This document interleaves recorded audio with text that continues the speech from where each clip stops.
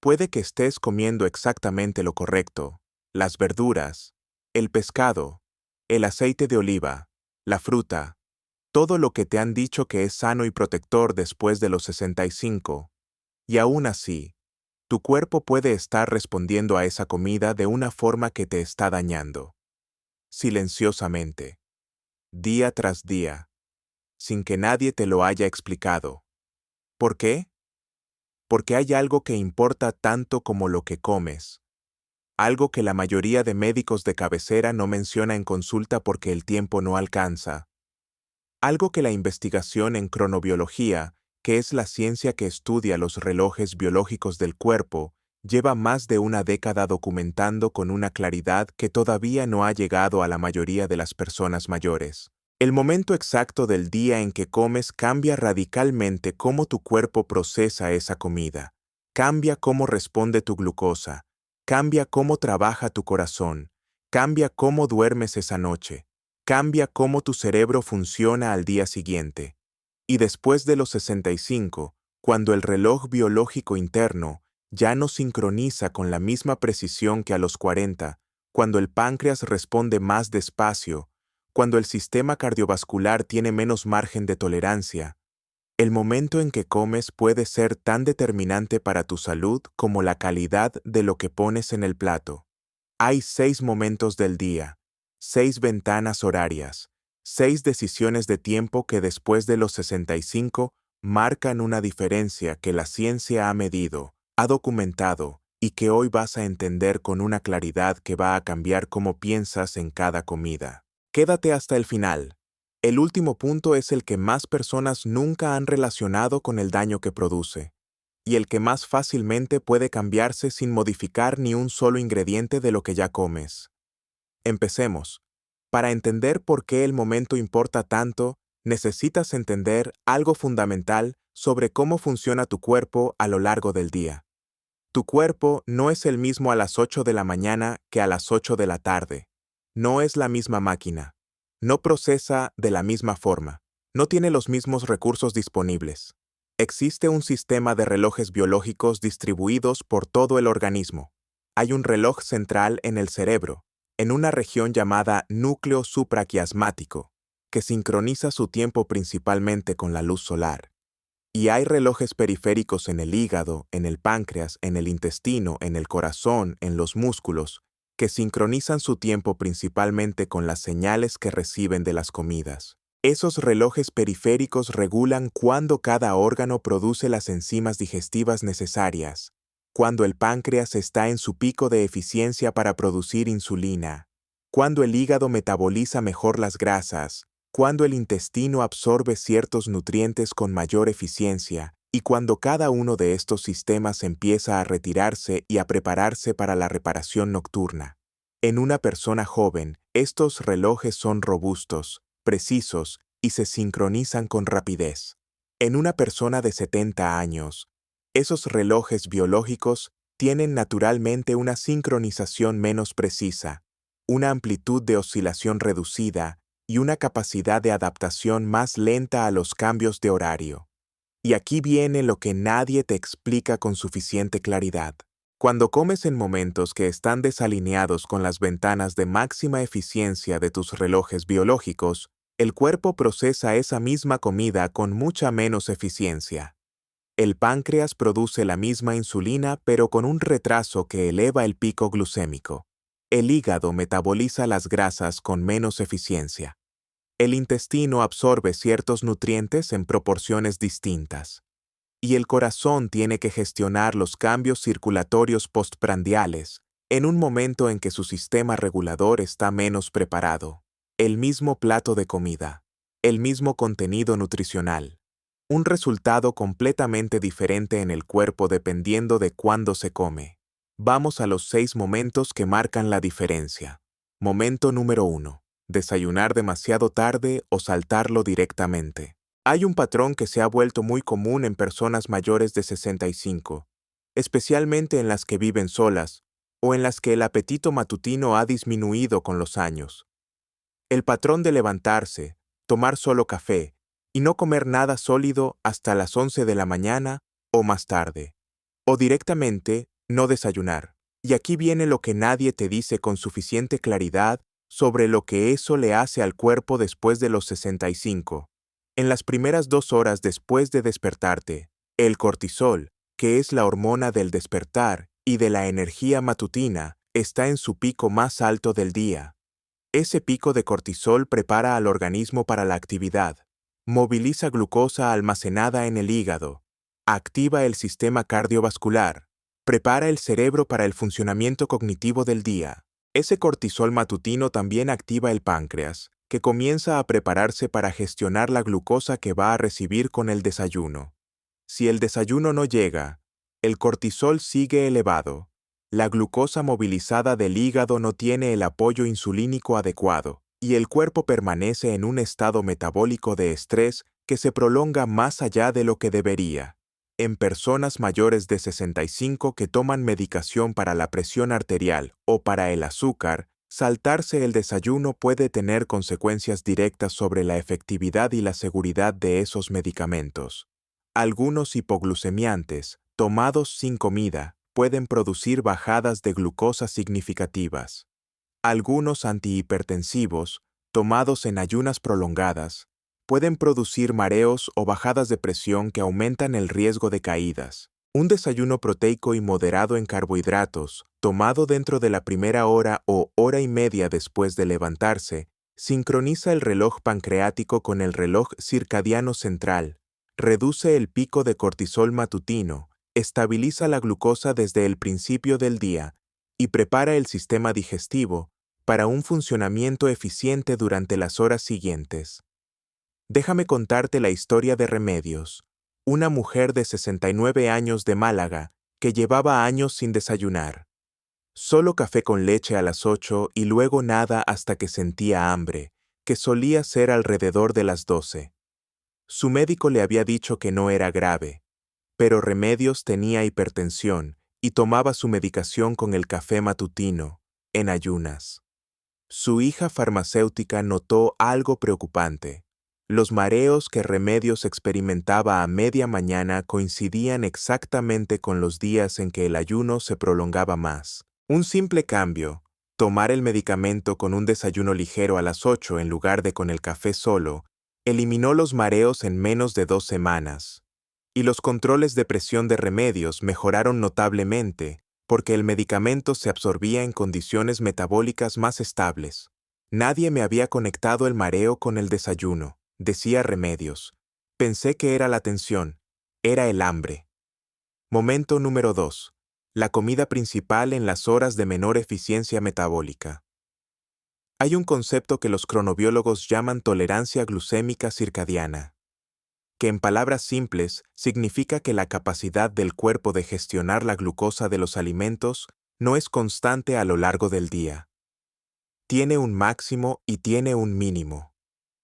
El máximo de tolerancia glucémica, el momento en que el páncreas responde con mayor eficiencia y la glucosa sube y baja con mayor suavidad después de comer, ocurre en la primera mitad del día, entre las 9 de la mañana y la 1 del mediodía aproximadamente. El mínimo de tolerancia glucémica ocurre en la tarde-noche. A partir de las 6 o 7 de la tarde, la eficiencia pancreática ha disminuido. La insulina que se produce tarda más en actuar. El pico de glucosa después de cenar es significativamente más alto que el que produciría exactamente la misma comida tomada al mediodía. Un estudio publicado en la revista Obesity Reviews documentó que las personas que consumen la mayor parte de sus calorías diarias en la cena tienen picos glucémicos postprandiales entre un 20 y un 30% más altos que las que consumen esas mismas calorías al mediodía, con exactamente la misma comida. Después de los 65, cuando la tolerancia glucémica ya es naturalmente menor que en la juventud, y cuando la eficiencia pancreática ya ha disminuido, ese diferencial de 20 a 30% adicional en la cena puede marcar la diferencia entre un metabolismo compensado y uno que está siendo dañado noche tras noche sin saberlo. Déjame contarte la historia de Ramiro, un hombre de 71 años de Santiago de Chile con prediabetes. Su médico le había dado indicaciones sobre qué comer, pero nunca sobre cuándo. Ramiro desayunaba poco, comía algo ligero al mediodía y hacía su comida más copiosa en la cena, a las 9 de la noche, cuando toda la familia estaba reunida. Era la tradición familiar. Era el momento que más disfrutaba.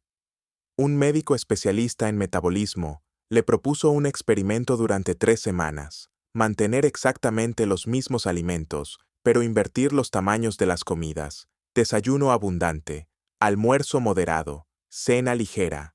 Al final de las 3 semanas, los valores de glucosa en ayunas de Ramiro habían bajado de forma significativa. Los picos postprandiales se habían reducido, y Ramiro se despertaba con más energía.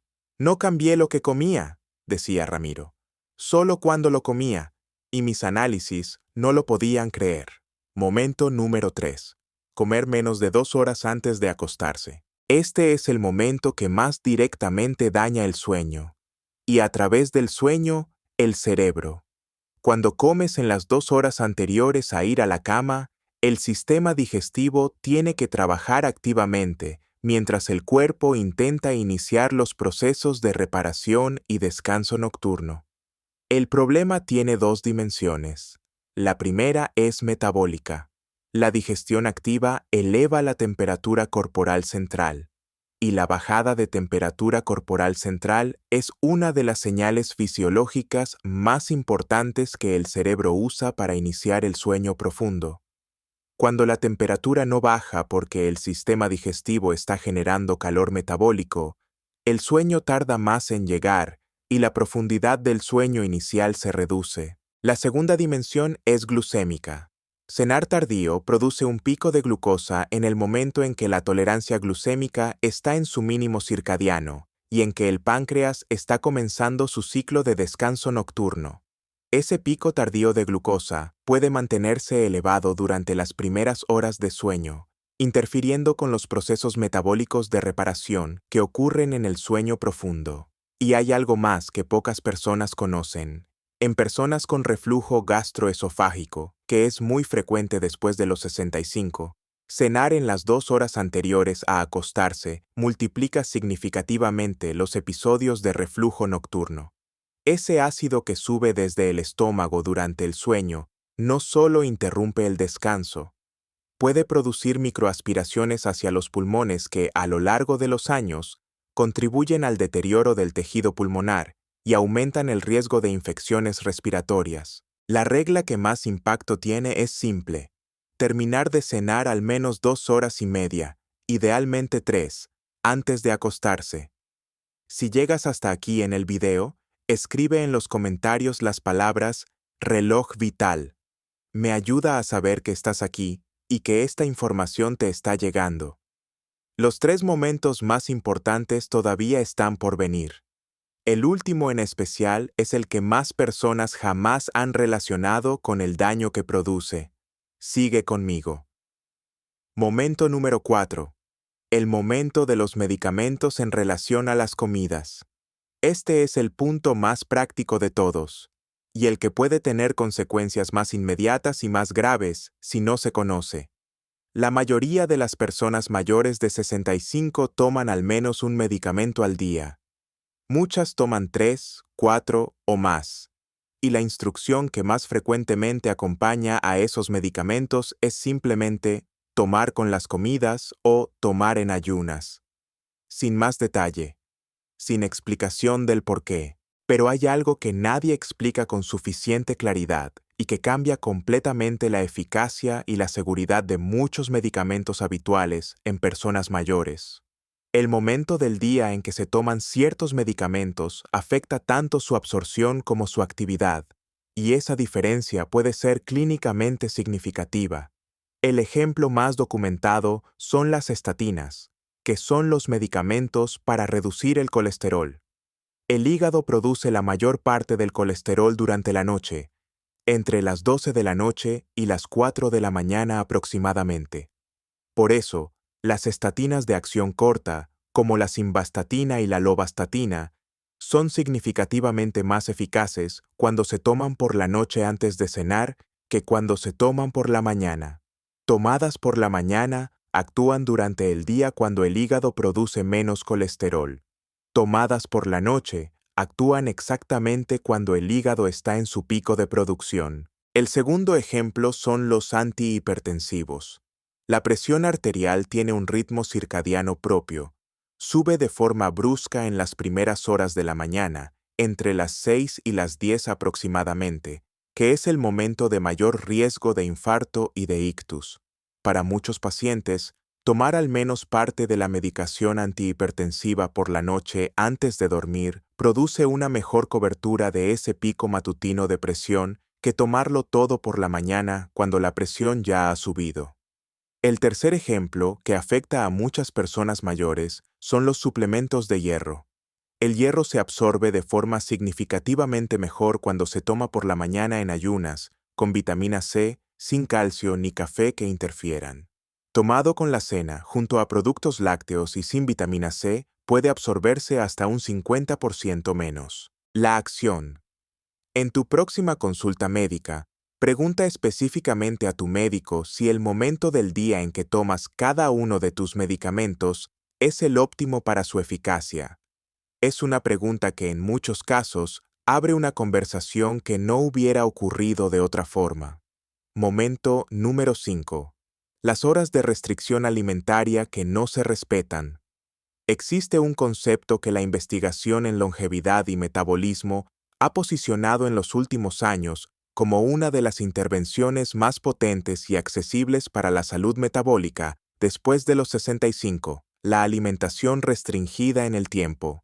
En palabras simples, concentrar todas las comidas del día dentro de una ventana horaria de 8 a 12 horas y dejar el resto del tiempo, generalmente la noche y la mañana temprana, sin ingesta calórica. No es ayuno extremo, no es dieta, es simplemente dejar de comer a una hora razonable de la tarde-noche y no empezar hasta el desayuno de la mañana siguiente, respetando un intervalo sin comida de 12 a 14 horas. ¿Por qué esto importa tanto después de los 65? Durante las horas sin comida, el cuerpo activa un proceso llamado autofagia, que es literalmente la limpieza celular. Las células identifican y eliminan componentes dañados, proteínas mal plegadas y orgánulos deteriorados. Es el sistema de mantenimiento y reparación más profundo que tiene el organismo. Y solo se activa de forma significativa cuando la glucosa en sangre ha bajado lo suficiente como para que el cuerpo sepa que no va a llegar más combustible externo en breve. Después de los 65, la autofagia es menos eficiente de forma natural, pero puede potenciarse significativamente respetando esa ventana nocturna sin ingesta calórica. Un estudio de la Universidad de California siguió a personas mayores de 65 durante 12 semanas. Las que concentraron su alimentación dentro de una ventana de 10 horas diarias, sin cambiar nada de lo que comían, mejoraron sus marcadores de glucosa en ayunas, redujeron su presión arterial sistólica y reportaron mejor calidad de sueño en comparación con el grupo de control, sin cambiar un solo alimento, solo concentrando las comidas en una ventana horaria más estrecha. Déjame contarte la historia de Felisa, una mujer de 73 años de Zaragoza que tenía el hábito de picar algo pequeño mientras veía la televisión de noche, entre las 10 y las 11. Nada grande. Una fruta, unas galletas, un poco de pan. Le parecía inofensivo, pero su médico le explicó que esa ingesta tardía estaba reiniciando el reloj metabólico del páncreas cada noche, impidiendo que el periodo de reparación nocturna se activara correctamente. Le propuso simplemente terminar de comer a las 8 de la tarde y no volver a comer hasta el desayuno del día siguiente. En 6 semanas, los análisis de glucosa de Felisa habían mejorado de forma notable. Dormía mejor, y algo que no esperaba. Los dolores articulares que tenía en las manos por las mañanas habían disminuido significativamente. Nunca pensé que una fruta a las 10 de la noche podía hacer tanto daño, decía Felisa. No era la fruta, era la hora.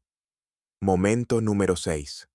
El momento de mayor soledad del día y lo que le hace al apetito y a la digestión. Este último punto es el más inesperado de todos, y el que más personas mayores de 65 necesitan escuchar. Existe una conexión directa, documentada y profunda entre el estado emocional en el momento de comer y la forma en que el cuerpo procesa esa comida. Cuando comes en un estado de estrés, de ansiedad, de tristeza profunda o de soledad aguda, el sistema nervioso simpático, que es el sistema de alerta y de respuesta al estrés, está activo. Y ese sistema inhibe activamente la función digestiva, reduce la producción de jugos gástricos, reduce la motilidad intestinal, es decir, el movimiento de los intestinos, reduce el flujo sanguíneo al sistema digestivo porque lo está desviando hacia los músculos y el cerebro en respuesta a la percepción de amenaza.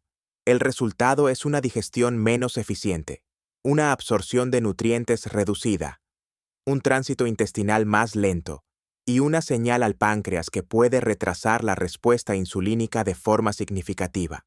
Después de los 65, y especialmente en personas que viven solas o que han perdido recientemente a personas queridas, muchas de las comidas se realizan en un estado de soledad que tiene un componente fisiológico real de activación simpática, no solo emocional, fisiológico. Y aquí viene lo que la investigación sobre las comunidades de mayor longevidad del mundo documenta de forma consistente, desde los centenarios de Okinawa hasta los de Cerdeña, desde los de la península de Nicoya en Costa Rica hasta los de Icaria en Grecia.